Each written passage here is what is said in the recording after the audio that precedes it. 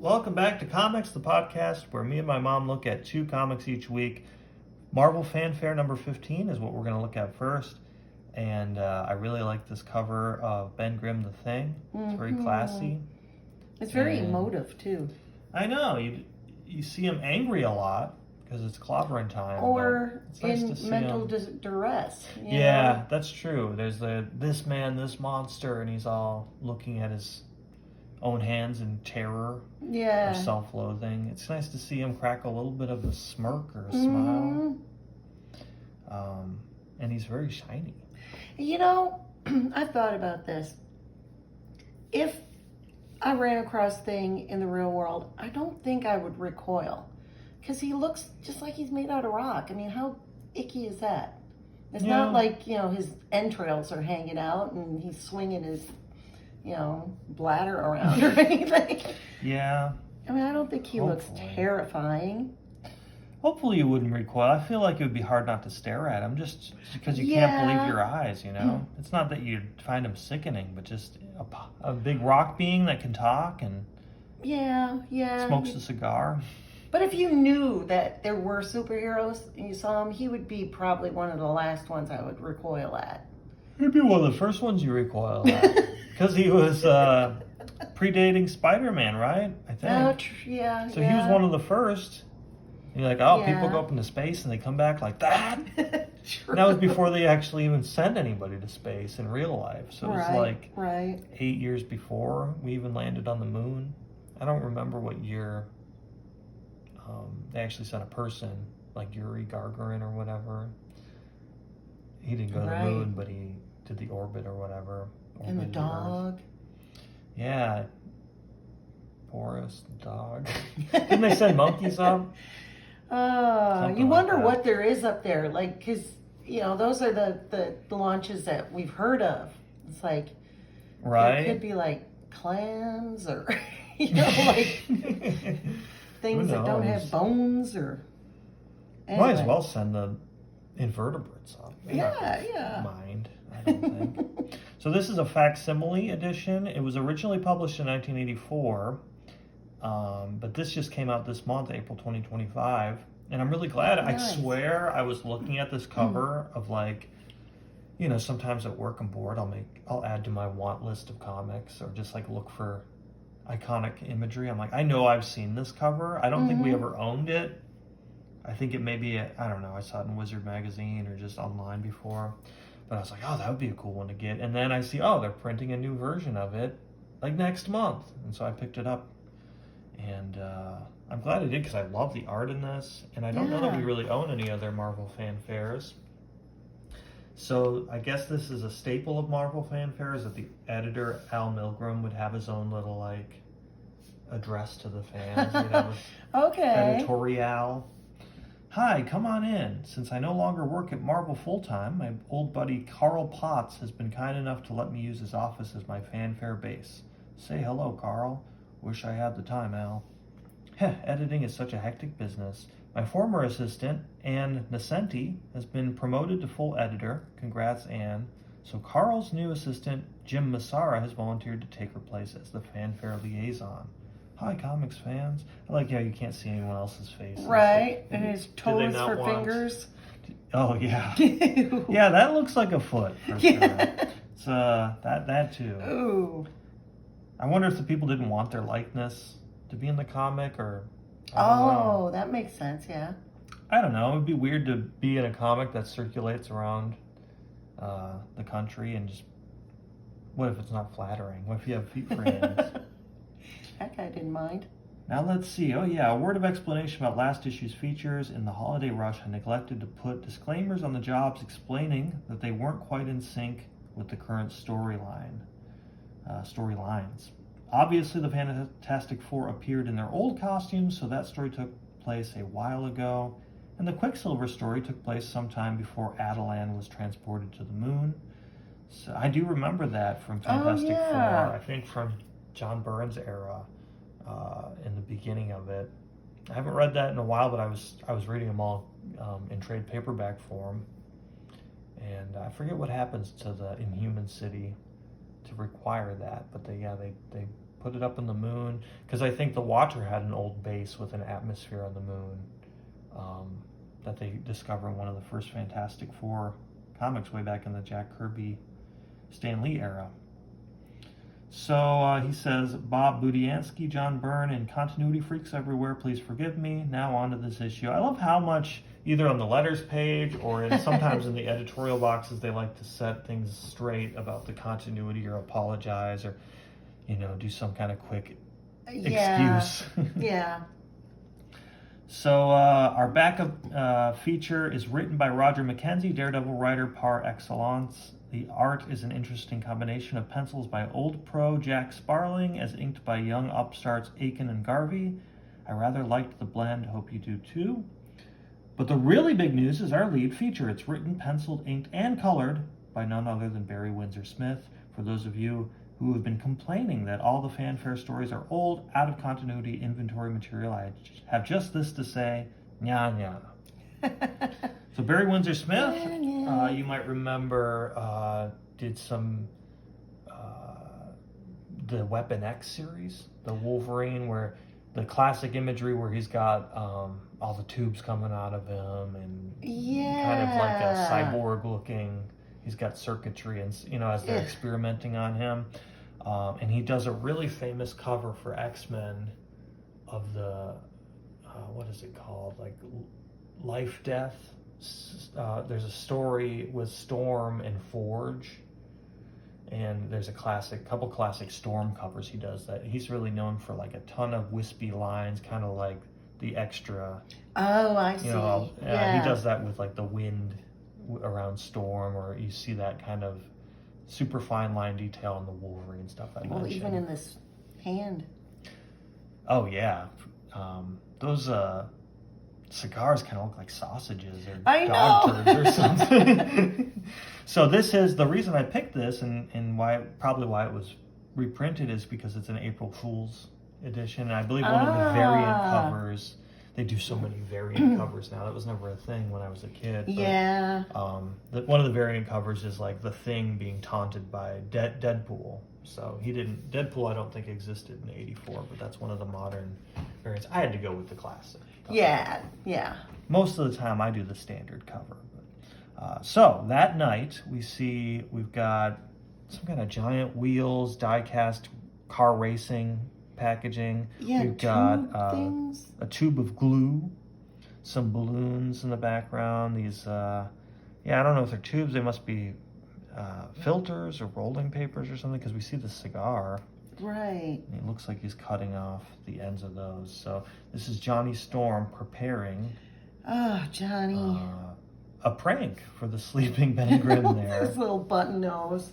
I love how, at first when I read this, I'm like, is this going to be no caption story, like no word bubbles or anything? But for quite a few panels, we don't get any narration or anything. It's such an opposite. Yeah, it is. Gosh, reading some of those old Stan Lee Spider-Man. I've been reading the first Spider-Man, and I'm up to like the low 30s or something. There's just he's got to have a box this big and like, the Human Torch seems like he's up to no good. I wonder what he's got up his sleeve this time. And it's like over-explaining what you could just tell from the pictures, Yeah. So I love this splash page. I guess it's not a true good. splash because it's got a smaller panel inside, but he's crushing it. That's kind of the exclamation point on the sentence. This is such like a Looney Tunes thing. Yes.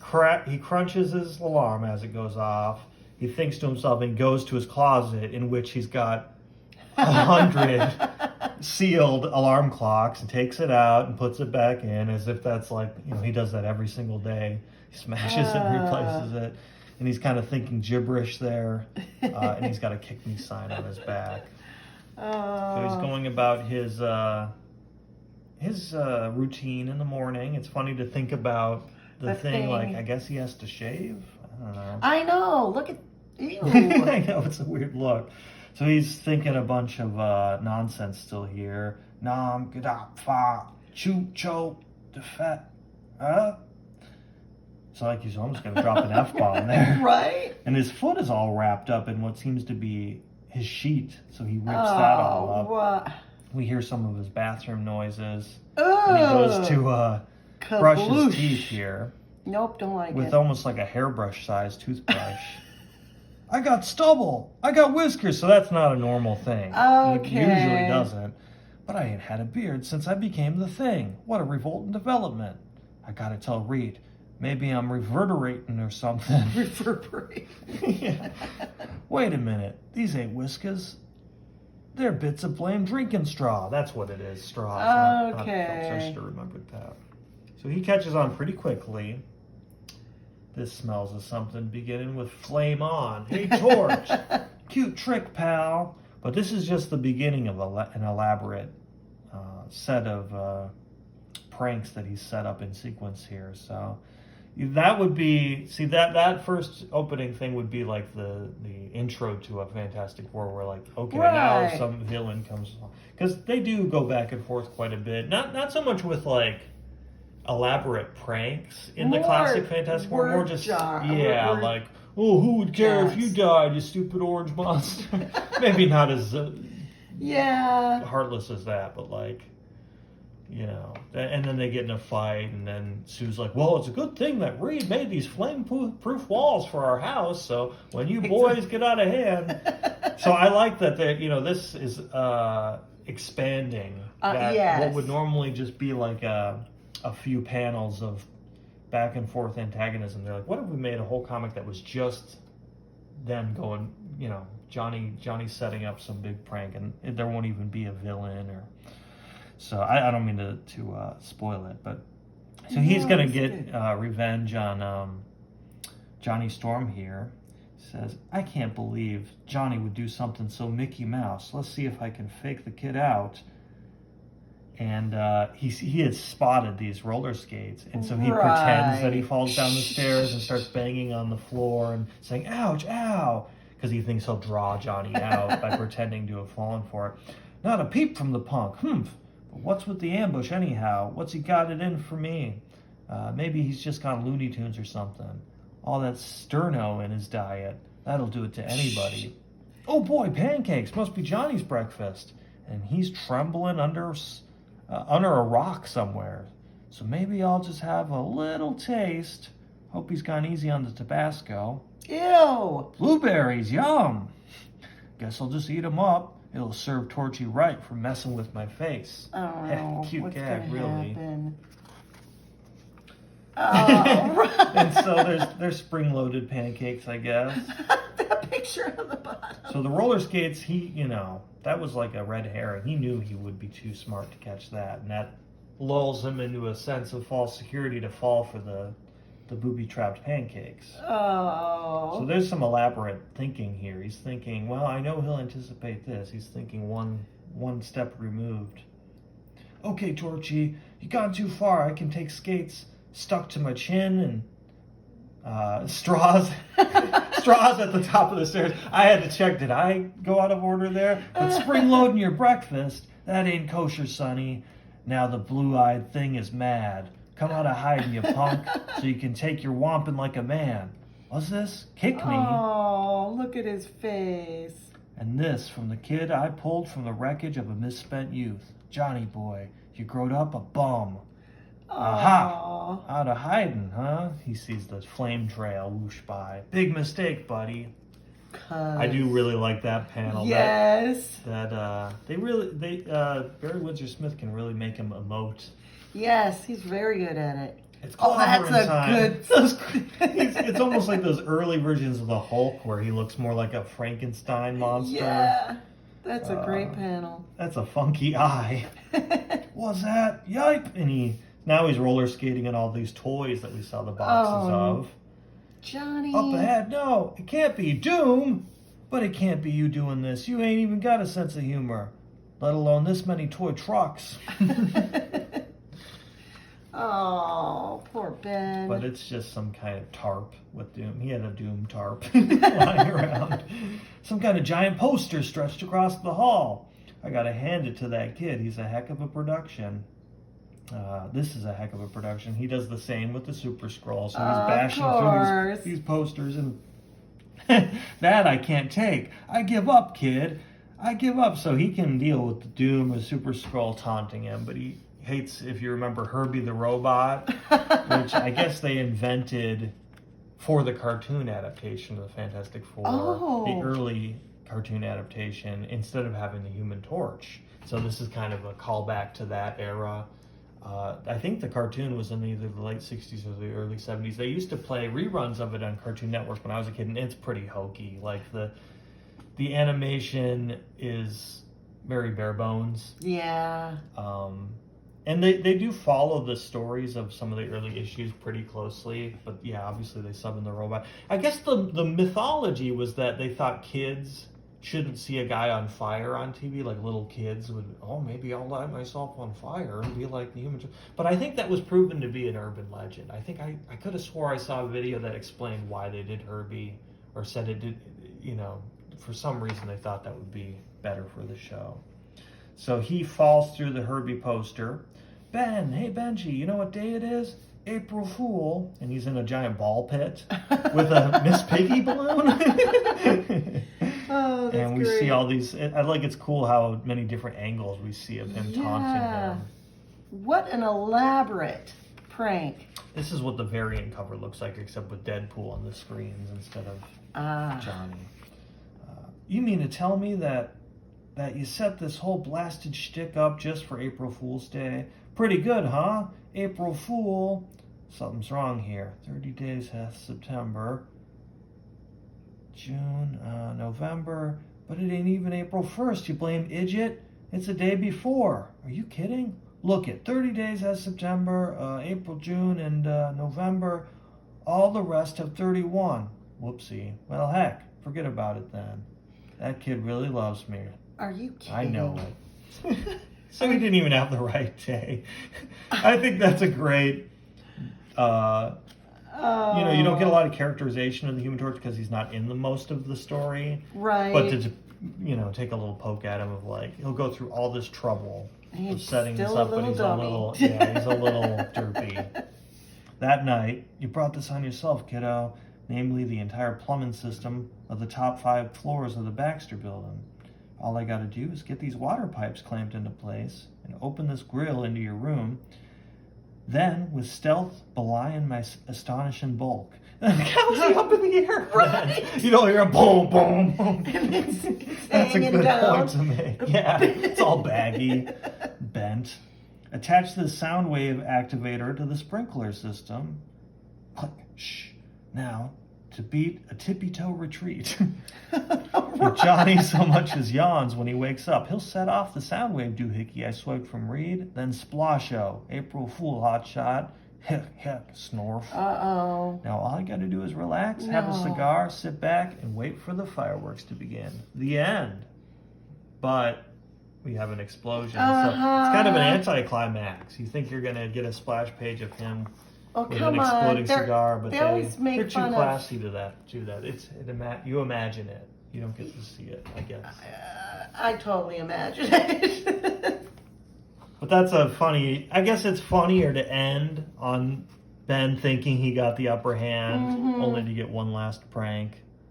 I guess is what they're going for. But yeah, I really like that. It's a great, comics don't have to be like change the status quo of this team or this family forever. Those are fun, melodramatic issues of they're going to disband the Fantastic Four again. They'll go their separate ways for 3 issues until they're called back. But sometimes an issue can just be them. No, it's not a life or death thing. It right. Although fleshes out their characters. That last panel also makes you wonder. They're always making fun of Johnny as being not the brightest bulb, but Ben. It's like, right, they're both dumb. They're both, and he just lit. He's like, can't wait for him to yawn and set it off, and then he's like, psh. Or when so he was you can just to imagine his. It's like, oh, I got the wrong air vent, and he starts getting. Oh yeah, he's gonna be hoisted by his own petard or whatever. Yeah. That is a good point. Or I was thinking when he's trying to mimic Reed's technical speech, and he said, "I'm reverberating again." That I'm trying to think of what comedian or that voice that they're writing in. Oh yeah. You idiot! Like some of those conventions, it seems like it's borrowed from a certain era of Archie Bunker-ish kind of, or yeah, because Idjit, who's the guy from the Supernatural. Bobby in Bobby. Supernatural loves to say Idjit. I always read Idjit in comics when I was a kid, and then I would call people an Idjit at school, and they were like, "What?" I'm like, "An Idjit, you know, you call that somebody's being an idiot, you call them an Idjit." And they're like, "I'd never heard of that." Well, you lack literacy. Okay. If you read Fantastic Four, you'd be quite aware of this variation on idiot. You learn a lot of words from comics, though. Yeah, you do. Having Doctor Strange is my favorite as a little kid, and reading all those words and going to ask my mom every 5 panels, "What's this mean? What's this mean?" Well, some of them, if you read the old comics when you're a kid, you pick up on the slang, like Idjit of a days gone by, and I would remember. I can't remember a specific example, but we'd be reading something like "Death of a Salesman in School," and he'd be like, "He really Simonized that car," and everybody's like, "What the hell? Simonized?" Like, oh yeah, that's like something Stan Lee would probably write. Yeah. The Human Torch really Simonizes that old jalopy. So our B story, I actually read the first story on the Marvel U app before I picked up this hard copy, and I don't think the B story is in the app. So it just shows you sometimes physical media, you get things you wouldn't get. I don't know if it's maybe I'm incorrect about that, but I don't remember this from that first reading. So we start off with Big Apple Bakes special by Ben Urich, the journalist, the Daredevil and Spider-Man affiliated journalist for the Daily Bugle. While New York suffers through the worst heat wave of the century with no end in sight, arson hits epidemic proportions. So this is, her name was Ash, Crimson Ash. There was fire in her heart, but she was cold as ice, or so the story goes.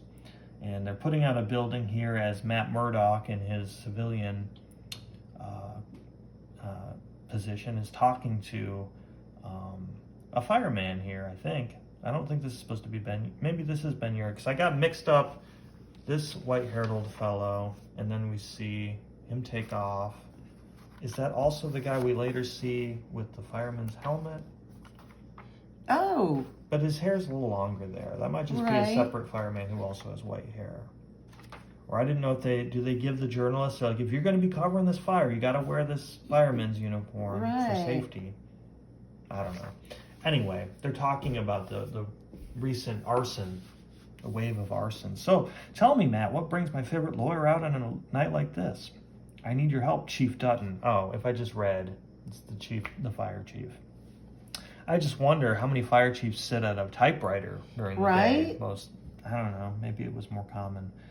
I feel like they would be not at a computer today. They'd be like down in the fireplace and shining up the red fire engine or something, or climbing a pole. Yeah, but they have lackeys for that. Yeah, I guess that's why you're chief. Get to sit at the typewriter. So, Crimson, what do you want with her, Matt? Maybe nothing, old friend, maybe everything. So this Crimson Ash is a little girl that he knew when he was a boy. She wasn't a bad kid, Matt. No worse than the rest of you scallywags that grew up in the dirt and grime of Hell's Kitchen. People can't live in a place like that and not be changed. You know that, counselor. Look out, Matt. It's my turn to pull the alarm. Don't, Crimson, you'll get into trouble, my pop says. He's a bum, Murdoch, just like you. Yeah, Daredevil. We ain't hurting nobody, just having fun. So they set off the fire alarm. It was a game to her, but she was playing with fire. Still, it might not have amounted to much if answering one of those false alarms hadn't kept us from the scene of a real tragedy. We lost precious minutes because of that, precious lives. So she, as a child, killed people and inadvertently caused the deaths of some victims of this other fire. Crimson, no, stay back. That's my apartment building. Mama's in there. She needs me, Matt. Let me go. So her own mother died. Whoa. Because, she didn't do it in a premeditated fashion. It was just, she happened to be messing with the fire alarm when something terrible was happening. Psychological damage. Right. So and then she has to grow up in this orphanage that she eventually burns down. Then one bitterly cold winter's night, disaster struck again. It was arson, Matt. Somebody deliberately set that fire. We got the children out, thank God, except for Crimson. Wasn't even a trace of her body in the rubble. You think she died in that fire? You think she didn't? What were you going to say? Of course she didn't. Well, yeah, we can see that there. They didn't get to see that But- panel. But She looks kind of like a Chucky doll or something. yeah, she A does. little- Bride of Chucky. Yeah, a little crazy looking. Jeez. So he hears the fire alarm go off. Got a hot one, Matt. Sorry I wasn't more help. Can you find your way out? I'll manage. The city's a tinderbox. We see him. You know, it'd be funny if he's like, oh, I forgot my keys. What? Are you taking off all your clothes in my office? What the hell? And I've got a pretty good guess who's been playing with the matches. Blinded years before in a freak accident that heightened his remaining senses 1,000-fold, young Matthew Murdock grew up to become a respected lawyer and daredevil, the man without a fear. That's a really, you know, if you're going to try to sum up what Daredevil's premise is in one sentence, it's a long sentence, but they did a good job. Yeah. So they rush to the scene of this new fire, and of course, who had started it but Crimson, who is fleeing the scene in some kind of blue robe. I don't know why she can't just wear clothes. Right? But, Daredevil confronts her. A friend. I know what you're going through. I can help. No! So I guess, you know, she said who. That's why he started with a friend. She's frightened, running. No problem catching her, but how can I make her see the truth? She's a victim of her past. In many ways, we all are. Crimson, you can't run forever. You need help. So did Mama. Where were you then? With you, Crimson, just like now. She tries to throw like this torch or Oh, so she doesn't know that she grew Murdoch, up no. with Murdoch. Okay. I don't burn easy, not like a child consumed with guilt and self-hate. There are people who will care for you and about you if you'll give them the chance. Trust me, Crimson, trust me for once in your life. Then, help! So I guess she had thought she was torching just some building and not thinking about the occupants. Oh. I thought that building had been cleared. Get a hook and ladder crew up there on the double. I don't know. I guess she must have known people were in there, but the firemen are the ones that thought there were no remaining occupants. It's kind of weird to be like, well, I accidentally caused a fire. I might as well cause a bunch of fires on purpose and Right. kill people This will deliberately. make up for it. Yeah, wouldn't it make more sense psychologically if she becomes like a firefighter? And then she hates fire so much that people can't even like light a candle around her. She's like, put that out! So Daredevil, of course, saves the day and rescues this kid. It's cool how they divide the panel. With the heartbeat, Yeah, because the smoke is suffocating her and he resuscitates her. Only to be crushed by this falling beam, which I guess Crimson rushes in and can just lift this beam with her bare hands. She rescues Daredevil, so she kind of redeems herself. However, as they're trying to flee, she has to stay behind because Daredevil's busy, swinging down with one child in hand. He says, I'll be back for her, but she is ambiguously killed. I don't know. The building seems to collapse, and they hold Daredevil back because he wants to go back to rescue her. And they do see this tattered robe, but, they thought she died with the orphanage going down, so who knows what really happened. Exactly. But it's kind of left on that little bit of a downer note. Her name was Ash, Crimson Ash. There was fire in her heart, but she was cold as ice, or so the story goes. That's an odd little story. I know. I feel like I want to check out more of these Marvel fanfares. I wonder if that's a common theme of the stories, is that they're a little more open-ended, or they're not. Yeah. They're Does not she so ever come worried back with- as a villain? I don't know. I was going to say they don't seem as continuity driven as the monthly series. So I'm wondering if it's a way for them to like test the popularity of that character and maybe bring her into the mainline Daredevil. It is kind of nice to have a story that wraps up in one. Right? You know? And, rather than trying to be like Oh, that's endless nice. cliffhangers, Yeah, that's a really cool back page. And another thing to like about these Marvel fanfares is, you might have noticed, no ads the whole time. Right? Easy to read because of the paper stock. And Yeah, it's nice and glossy, and the colors just really pop on this printing. So that's great if panels. you haven't picked this one up, go down to your local comic shop. It's out this month. It's a good way to get a classic issue. And speaking of classics, who could forget US 1. US 1. I mean, High venture Superman, trucking. Spider-Man, Batman, they all pale in comparison to the juggernaut of pop culture. Oh, US you 1. jest. We all grew up reading it. I actually, and I apologize, it is not a DC comic. I just saw the title and assumed. I could see. It almost the graphic design or the layout. I'm lining that up better. I could see you mistaking this. Yeah. I mean, if you didn't look up here at all. Totally. The artwork and everything made me think that it was, DC. There's a lot of DC from this era. I feel they have a kind of a dark and stormy, turbulent kind of cover. So, anyway, we're going to do 2 Marvels in a row here. But we're harking back to, let's see, what year is this? We'll have to just do a double Fine. DC. Balance it out. Is that 83? Yep, 83. US 1 coming at ya. Stan Lee presents. So the artwork is really interesting. You think a trucking comic, how could that be interesting or Oh, or we anything? never really purposely line up our issues, but who wrote it? But Al Milgrom, the editor of Editorial, the opening. He's the editor of Marvel Fanfare. He did that opening That's sequence. cool. Small World at Marvel. This was just the year Yeah. before that came out. That's crazy. He's like, yeah, I write some trucking comics, and I edit the Fanfare. I get by. So US 1 coming Indeed. at ya. Well, Herb Trimpe, that's a classic Marvel artist that did, superhero comics in addition to US 1. To US 1. It is a cool looking truck. Yeah. It is. I'm going to need your help here to read. And trucking right on by. Put her through her paces, son. I hate when they write the dialect like that. Yes. It's It's a real chore to read. If you put on a little bit of a southern accent, it goes by smoother. Smooths it out. It does. It says, hi there, I'm Ed Wheeler. Maybe you know me better as Papa Wheelie.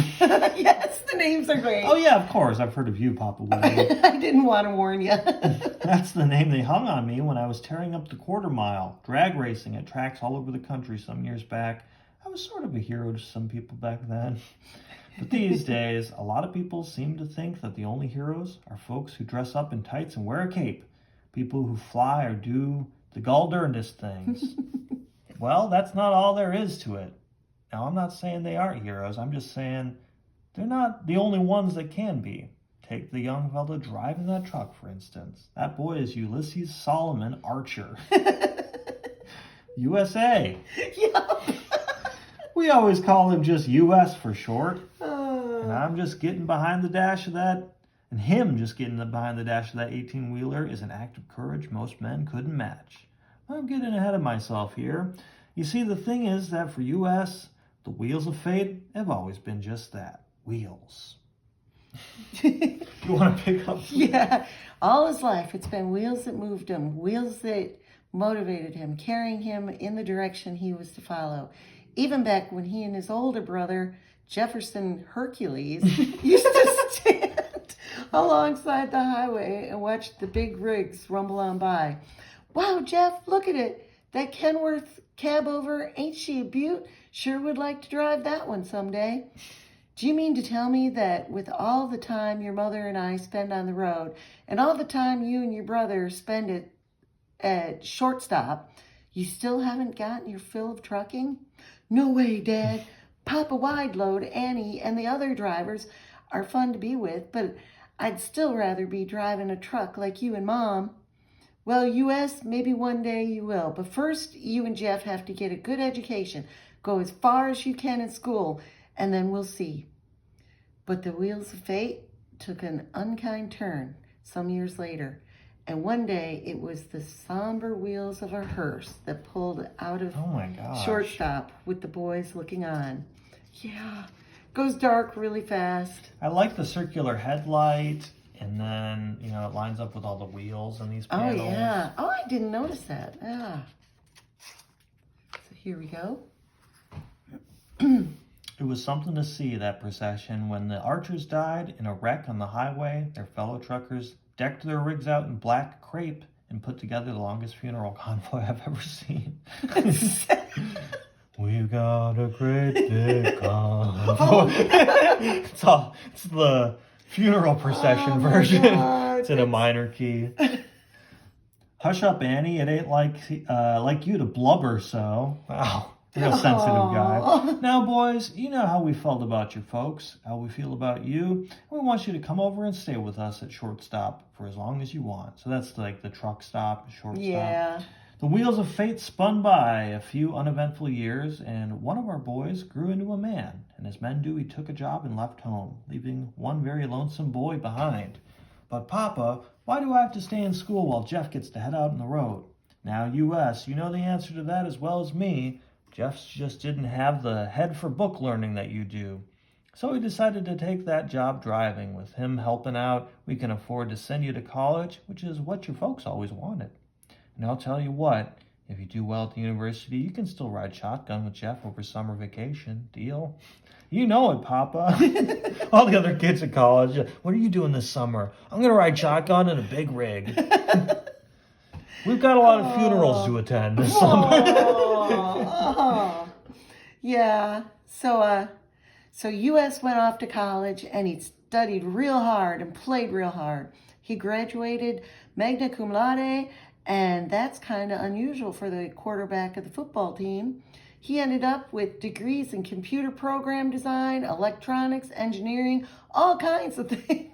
Is he going to make like a real souped up big rig? Oh, don't go like the thinking Knight it. Rider of... But he still had semis. that love of the road. Couldn't wait to join up with his brother and be a gypsy trucker. Can't say as I blamed him, though. You know, I drove a rig myself after I gave up drag racing. Ain't hardly a feeling like it in the world. And then this is, really hard to read. Is that a printing error? All speed and power wrapped in tons of steel riding underneath you. Yeah, that's an interesting panel there. Just thinking about it gives me a chill. I like how the background is like, it looks like it's shaking. It's like a highway sign spinning dramatically. But nothing like the chill I get when I think of that night, the night of the accident. The headlights pushed at the wall of rain, but couldn't break through. The wheels whined, sounding more like the wheels of some dark fate than the wheels of any semi. The wipers beat a fast fiddle tempo in counterpoint to the steady drumbeat of the rain. You're wrong, US. You should be doing more with your education than driving a truck. But Jeff, this is what I always wanted to do. You know that. Besides, it's good enough for you. Only because I wasn't smart enough to do anything else with my life. Get out of here, Jeff. You're smart as they come. Besides, plenty of good smart men do drive trucks. You know that. And believe me, a college diploma is no guarantee of intelligence. You think the Teamsters Union, gave a subsidy to Marvel? They're like, a lot of people are saying bad things about truckers. Like, we ain't smart, we're not patriotic, we're not good at computers. We're gonna turn it around. It's like a trade, pro-trade. It kind of is. I'm not trying to look down on trucking either, but it seems like they're real insecure about only idiots drive trucks. Yeah, when I first started reading it, I'm like, okay, how are they gonna make this something that you would follow a storyline? I guess they're doing kind of like the Supernatural thing. The two brothers that are very different. Right. One goes off to college and one's more blue collar. You've got except it looks like he's gonna die probably. Nimoy playing the the sweating Leonard Nimoy. I don't know. We see a lot of semis on 71 here in Kentucky. I never see like a solid red and solid blue truck. No. That would be a little weird. Looks like two giant Legos. Yeah. So anyway, let's see what happens with their accident. Forget it, US. You always were hard-headed. Say, what's that? Yeah, that black rig just appeared out of nowhere like it came from the storm itself. Okay, it's a solid black semi. That would be scary. Look out, Jeff.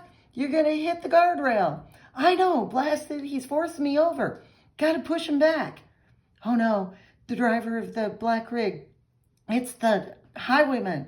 Who? Jeff, you're veering back towards the cliff. This is terrifying. It's like the Red Baron of semi drivers. Is that what we're It makes Oh, you look wonder. at that. I Like know a it. Phantom of the Opera type of figure. You don't know who that guy is, U.S.? We're as good as dead. He's hitting us again. Jeff! The impact of the two mammoth trucks sent the Archer boys careening toward the cliff's edge. The rain-soaked roadway did the rest. Crashing through the guardrail, their semi lurched out into space, seemed to hang suspended for a small eternity framed by the lightning. Then the huge vehicle plummeted to the bottom of the cliff. I do like the artwork here. This is pretty cool. Yeah, they're setting up an interesting story. And by some miracle, U.S. was thrown clear of the crash. But as the flames rose and began to spread, there was no sign of Jeff. Jeff, where are you? My God, he's still in the cab. I'm too hurt to crawl over there, but I've got to. Jeff, are you in there? And then he hears this ha ha ha ha evil laugh. Who's laughing? There on the cliff. It's the guy who forced us over the edge. What Jeff call him? The Highwayman? Look at those. It's got a bunch of demons. Terrifying. It's like something from Ghost Rider. Yeah. No, we've got our ads. Don't know if it was the knock on the head U.S. took or a trick of the lightning, but that made the Highwaymen's flunkies look more like demons from some hellish nightmare. But as they made their way down the mountain to the door of the cab, there was a ball of white light and a thunderous explosion, and U.S. blacked out. Leastways, that's the story as U.S. told it to me. This time, the wheels of fate were the wheels of the ambulance which carried a badly broken U.S. to the nearest hospital. I like how they connect with the wheels. The wheels, the wheels. Yeah, it's very artistically thought out for, I'm easy to be dismissive of a semi-based comic. Yeah. The art is really good. Yes. I feel like that Barry Windsor Smith, I was admiring the thin line detail. But you can do a lot with thick lines. Mm-hmm. It's kind of a blockier style, but it's got more of a classic look to it. Yes. More Jack Kirby, I feel like. But this rain is really cool, really broad. Mm-hmm. It's not the hyper tiny line. I mean, there is some detail here. There is some detail, but I feel like it's a thicker line. It's a little chunkier and a little, with the colors, it makes it pop in a different way. It definitely harkens to the 70s. I remember growing up, and part of the reason that it took me a while to read this one was back in the day, my dad loved truckers and truck driving. He had a CB radio. When did Smokey and the Bandit come out? That was in the 70s. And this is 83, so maybe they're trying to catch the wave of popularity of trucker media, I guess. Yeah, because I think... Well, if you think about that, and there was... I think my dad drove a Dodge Dart, and we'd visit family, little green Dodge Dart, and we'd visit family in Florida from Michigan, mm-hmm. and we'd get on 75, and then 71, and my dad had a CB radio, so he'd go to find the channels that the truckers would be in. And I remember one time, and I remember being so embarrassed by it, because they convoys were a thing, mm-hmm. and so he heard there was a convoy, and so he was like, his handle was Big George. He got on there, and he's like, and he finds out and he gets into the convoy. In his car? Yes. And he's the only car in a bunch of semis? Yes. So we're driving, and Pat, going, it was just really weird. And my dad just like to make conversation with them and stuff? Yeah, and listen in on the conversations. Oh, wow. And when we got back home, there were CB club radio clubs, mm-hmm. CB radio clubs, and we all had to have handles. And what was your handle? Oh God, mine was Jilly Bean. Do you remember your sisters? No, I can't remember her sisters. My sisters. I'm gonna have to ask her. But I remember going to the clubs on Sunday afternoons. They'd have potluck dinners and stuff, and it was just... Who would you talk to? Like people out on the highway? We would go and play with the kids that were there. Oh. And they would talk about the gear, I get you. Because it started with the radio, and then it started with one in the house, first in the car, then in the house, and then this huge, long, tall antenna for the car. And then he got that speaker so that he could talk to people, like on TV, the ads in the 70s were, hey, good looking. And it was broadcast Like a from speaker your... mounted on his Yes. car? Oh, wow.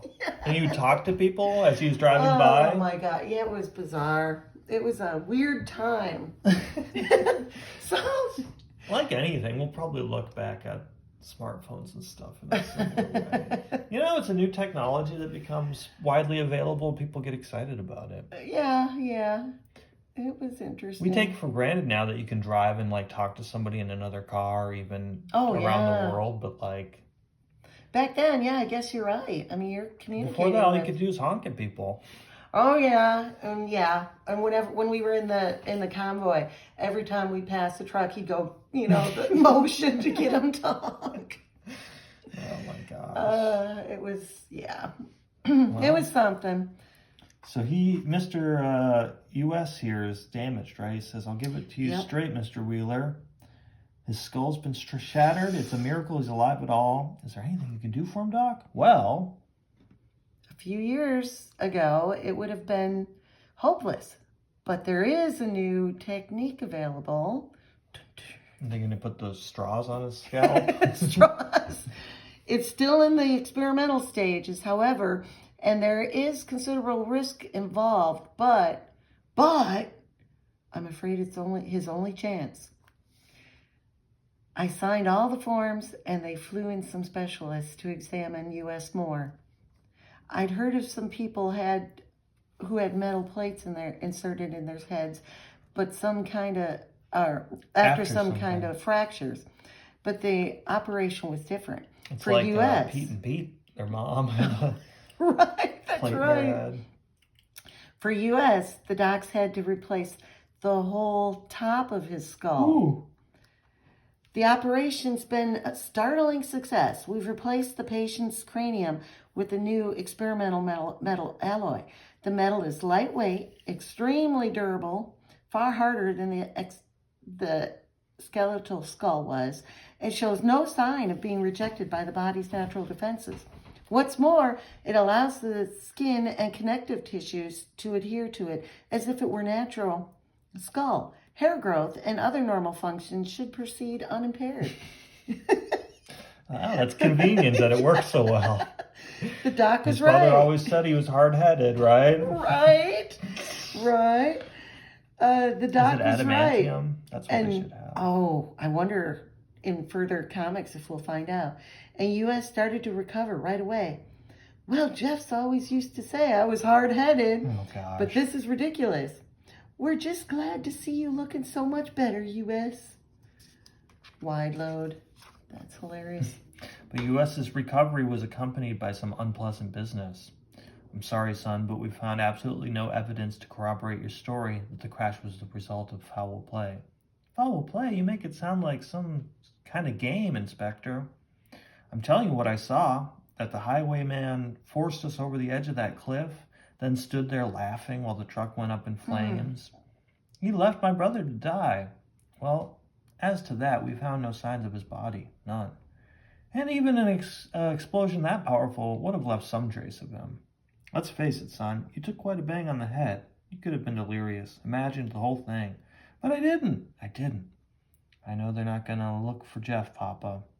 Easy now, son, but I won't give up the search for him till I know what happened that night. I'll never give up." Oh. It's a lot like Supernatural, like a fateful night in the lives of two brothers leaves And them searching for answers for something that happened that nobody's going to believe. Mm-hmm. Because you could tell that even, Papa Wheelie doesn't believe Like, sure, him. buddy. But soon after that, US was well enough to come back home to Shortstop. "Here you go now, US. Be sure and eat all your green vegetables. Nothing better for a cracked skull than green vegetables." That's what they say. Crack skull, eat your vegetables. "Leave the boy alone, Wide Load. Don't be troubling him with all your nonsense." "All right, I'm leaving." They call her what? Yes. That's so cruel. Yes. "That's okay, Papa. I like it when Annie mothers me. It's so out of character. Funny, though. Ever since I got back to Shortstop, there's been a strange buzzing in my head. Maybe the docs didn't do such a good job after all. Wait a minute. When I touch my tongue to the fillings of my teeth a certain way, the buzzing becomes clearer. I'm picking up CB broadcast on my This is like metal your dad's skull. dream. Yes. I can hear those truckers just as clear as if I were in the room talking to Your me. dad's reading this second phone line.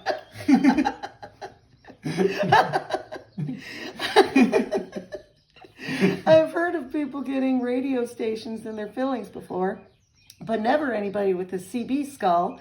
We have to tell the docs to go to do something about it. No, No, Papa. Papa. I don't think so. I'm going to be looking for the highwayman. Having a citizens band receiver in my head might just prove itself useful. Let's keep this our little secret. Listen, boy, are you still convinced you saw the highwayman? You're pretty shook up.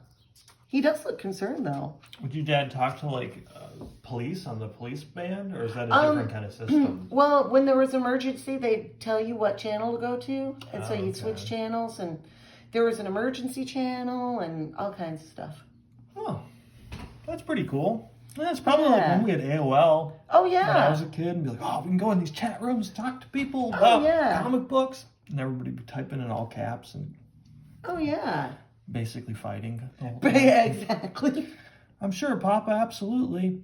Well, maybe I'm crazy, but I believe the boy. So when he got well enough, I helped him finance a new rig. That's what he's driving now. Remember what I said about him driving it being an act of courage? Well, if you'd been in as bad an accident as he was, nearly gotten yourself killed, how tough do you think it would be to get back behind the wheel of a monster semi like that one? Plenty tough, I can tell you. And even before he was up to driving it, he was busy helping me and Wide Load overhaul it.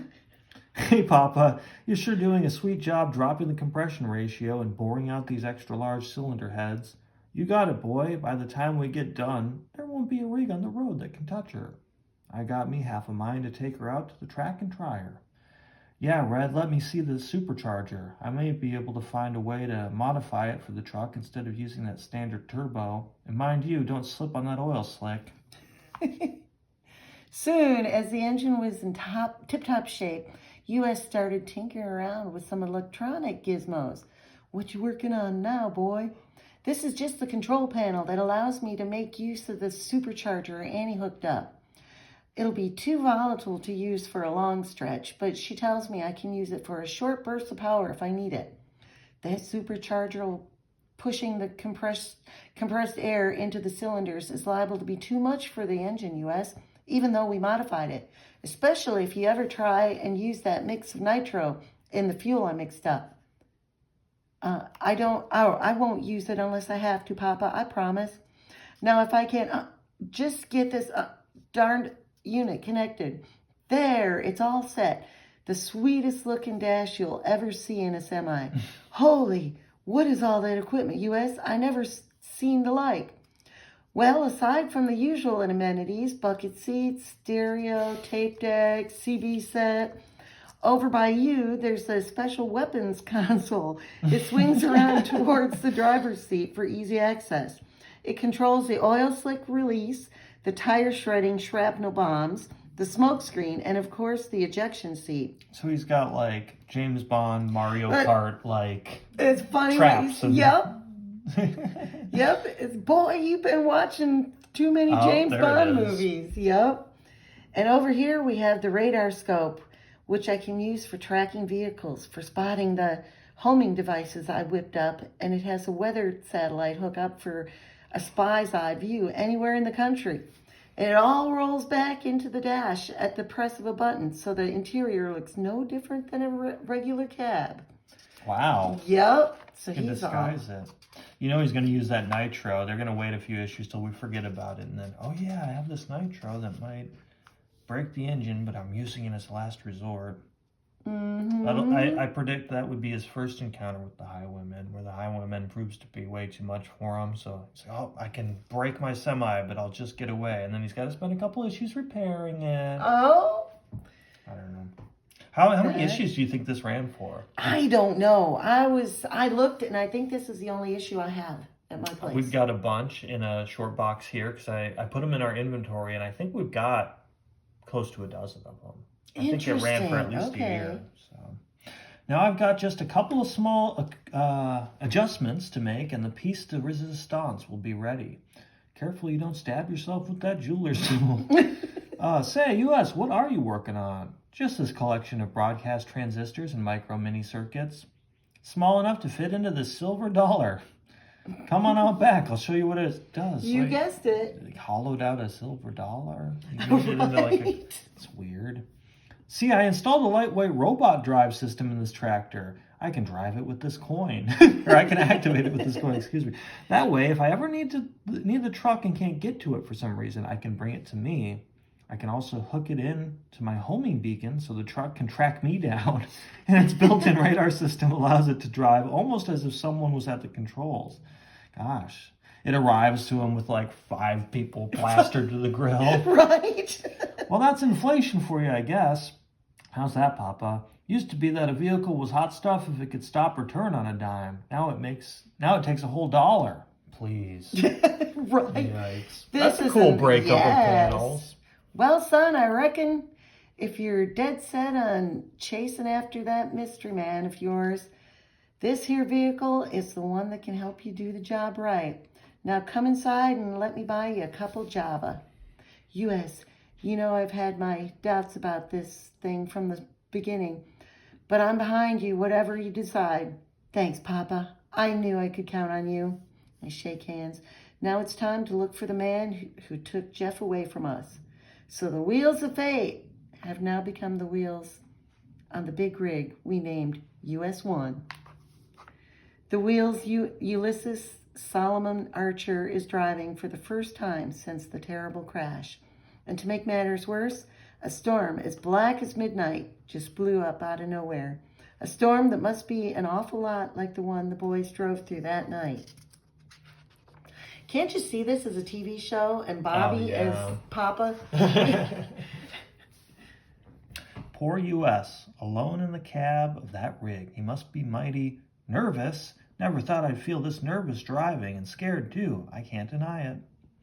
A lightning bolt cracks the sky, and the rumble of thunder mingles with that of the rocks as they cascade down in an earthy torrent. Rock slide! Gotta swerve, slam on the brakes. Ooh! Well, if I survive that, I should have the nerve to handle almost anything. Kind of funny, those rocks almost seem to be aimed at me, as if... That's a cool panel. Yes. I like these close-ups that he does. There's a couple other face close-ups earlier. Yes. That mad laughter tearing at my brain. It's the laughter I heard that night. His laughter. The highwayman. That does look ominous. He's trying to ram me against the cliff wall. He looks like Kurt from the X-Men. Yeah, he does. He's got now fangs. He's dropped back behind me, ramming me. It'd be weird if it turned out to be Nightcrawler. Right, This right? is my new thing. I got really into semis. He's trying to drive that sucker right up my tailpipe. I've got to time the hits. Wait till he's pulled back just a little and hit the brakes. Krang. Did it. I threw this baby into a controlled skid and fishtailed the rear end just as the black rig was about to whack me again. But the road's too slick. I'm slamming into the mountain. Crack. And now the highwayman is pulling alongside me. He's leaning out the window. I still can't get a good look at him. But what's he pointing at? No, the road ahead narrows to one lane. At the speed we're going, we'll never be able to stop before we reach that bridge. Only one chance. Danger on a sign or on a fence. Alternate route to bridge closed. Gotta kick in that nitro that Papa whipped up for me. Okay, I thought they were going to wait a couple issues before. No. Immediately. You were on it. Floor it and pray. I did it. I'm gonna beat him to the bridge. But who's that in the road? It's Papa. Even if I manage to miss him, slow 5 miles an hour, there's no way the braking wheel gotta brake and swerve. At first I thought, oh no, is the highwayman putting an illusion? That was my first thought. I'm wondering, why is he standing out in the... I know, it's like, what? Are you crazy? There. I guess he figured nobody'd be driving if it was closed down like that. Now, if I can hit the black rig just right. Yes, he wasn't expecting it. I pushed him up the incline past Papa and made it to the bridge. But the highwayman's momentum is carrying him up and over. US, when the storm started, I got worried about you and started up the road. I never expected to find him, too. To think I ever doubted you, but I guess your search is over before it begins. The highwayman must be dead. Is he, Papa? I wonder. I didn't hear any crash, and I can't make out any wreckage below. Somehow I have a feeling we'll be hearing from him again. But if we do, I'll be ready. Like I said, some folks think you've got to wear tights and a cape to be a hero, and some folks think you need to wear a mask and fly, but the truth of the matter is that sometimes to be a hero, all you have to do is drive a truck. The beginning. So they set it up. Yeah, this is that going to be a now saga. Papa sees and understands, so he can be at the base doing research like Bobby does. Exactly. And he can be out on the road looking for his brother. Like Artie from Warehouse 13. You always need that base person. You do. Keep things. So, I going. kind of laughingly took this one on, and then I really like it. Well, I'll see pick what out goes number on. 2 for you. We can make it an ongoing series. I'm really into it. I didn't think he would defeat the Highwaymen so easily. I'm sure this is not the last we've seen of him, but I thought he would have another terrible, Crash. harrowing experience. But Well, that had to have been. he learned from it. That had to have been an underwear changing event there. Yeah. That was a scary night. But Well, yeah, that was fun. That was better than any semi-comic has any right to be. So if you enjoyed watching this, give us a like, and we'd love to read any comments that you have, and thanks for watching.